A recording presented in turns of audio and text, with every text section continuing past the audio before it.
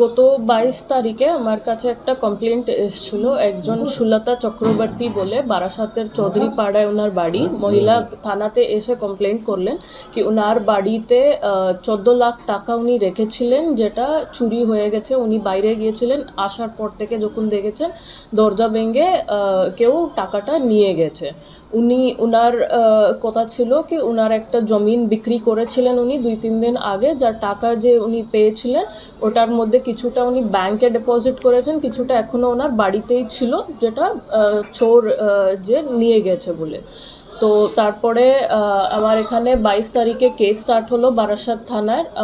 আমার বারাসাত থানার টিম যে আছে উনি খুবই ভালো কাজ করেছেন। উনি ইমিডিয়েটলি সিসিটিভিগুলো ওই রাস্তার উপরে একটা সিসিটিভিগুলো চেক করেছেন এবং উনি 2 জনকে সাসপেক্ট পেলেন যারা এটা করতে পারেন বলে।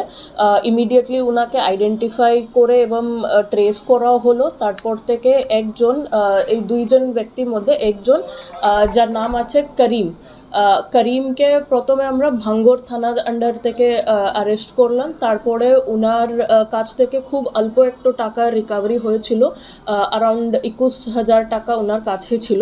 তারপরে ওনার কাছ থেকে ইনফরমেশন পেয়ে আরেকজন আসিফকে আমরা অ্যারেস্ট করলাম ট্যাংরা পিএস আন্ডার থেকে। তো ওখান থেকে ওনার কাছ থেকে পার্সোনাল পজিশন থেকে অল্প একটু টাকা রিকভার হয়েছিল।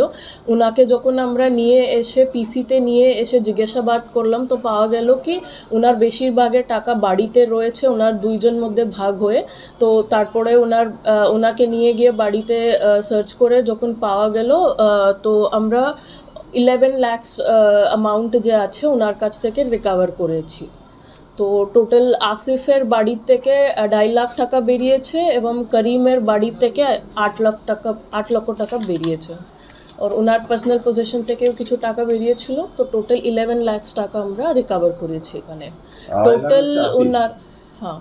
টোটাল এনার বাড়ি, মহিলার বাড়িতে ছিল 13 লাখ সামথিং অ্যামাউন্ট।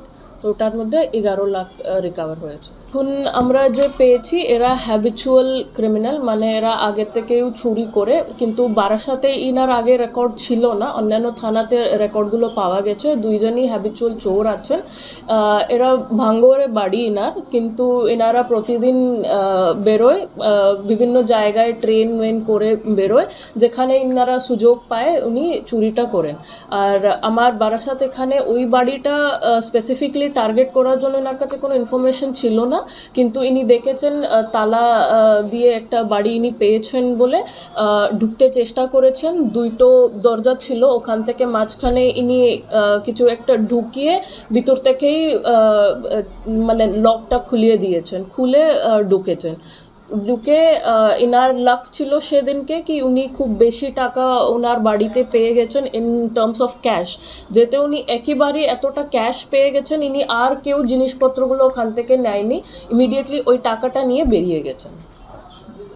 তো সেদিনকে মানে এমনি ঘুরতে বারাসাতে ইনার লাক ছিল বলে উনি ওখান থেকে পেয়ে গেছিলেন, কিন্তু আমার টিমটা খুব সুইফটলি কাজ করেছে এখানে আইডেন্টিফাই করে। সেদিনকে ইমিডিয়েটলি রাত্রিরে আমরা টিম পাঠিয়েছিলাম, উনি ওখান থেকে ভাঙ্গর থেকে একজনকে অ্যারেস্ট করলেন, তারপরে আরেকজনও পেলেন এবং ওনার বাড়ি থেকে আগামী দিন আবার টাকাটাও রিকভারি হলো। চুরি হওয়া আর কমপ্লেন করার মধ্যে গ্যাপ কতটা? 22 তারিখ চুরি, মানে 21 তারিখ রাত্রিরে উনি জানতে পেরেছেন চুরি হয়েছে, আর 22 তারিখ সকালে থানাতে এসে কমপ্লেন দিয়েছেন। ছিলেন না কবে থেকে উনি? আই থিঙ্ক সকালবেলা বেরিয়েছিলেন, মানে ওই দিনই বাড়ি ফিরেছেন। উনি তো বলছেন 20 তারিখে উনি টাকাটা পেয়েছিলেন, সেদিনকে ওনার বাড়িতে উনি অত টাকা রেখেছিলেন। 20-21 ছিল, 22 তারিখ চুরি হয়েছে, মানে 21 তারিখ চুরি হয়েছে। আপনারা এই টাকাটা ফেরত দেওয়ার ব্যবস্থা করুন। হ্যাঁ, ওনাকে ফেরত দেওয়া হবে টাকাটা।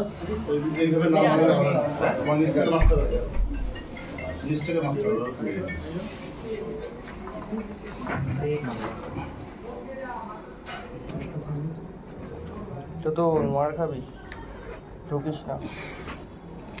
হাত জোর করছে, ছবিটা নিয়ে রাখিস। ছোটরা হাতান কে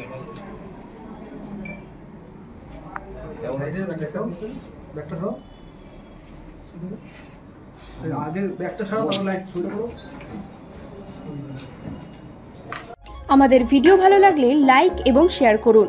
কমেন্ট সেকশনে গিয়ে জানান আপনাদের মতামত আরও ভিডিও পেতে আমাদের চ্যানেল সাবস্ক্রাইব করুন এবং প্রতি মুহূর্তে খবরের আপডেট পেতে প্রেস করুন বেল আইকন।